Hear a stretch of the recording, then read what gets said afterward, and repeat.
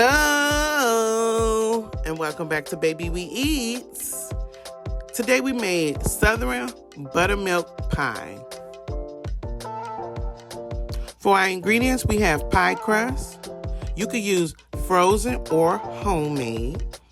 We have sugar, all-purpose flour, salt, ground nutmeg, buttermilk, butter, eggs, lemon juice, vanilla extract, and whipped cream for serving. You want to prepare your oven to 350 degrees. Here I'm taking out my pie crust out of the package. The first one was broke, so we used the second one.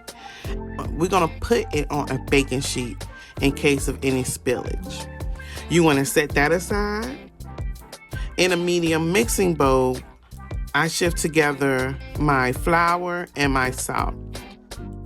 I poured in my sugar, I added my nutmeg, and I whisked everything together. In a separate mixing bowl, I whisked together my eggs, my butter,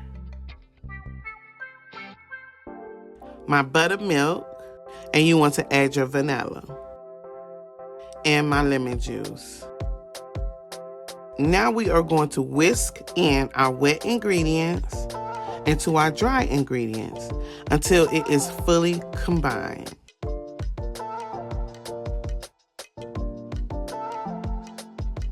Now that everything is mixed together, we are going to pour in our mixture into our pie crust.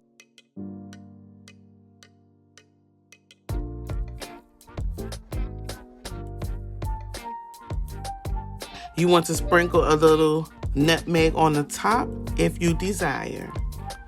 We're going to carefully place it in our oven, which mine spilled over a little bit. And we're going to bake for about 50 to 60 minutes or until the center is set. You want to check at 30 minutes and cover your edges to prevent any over browning.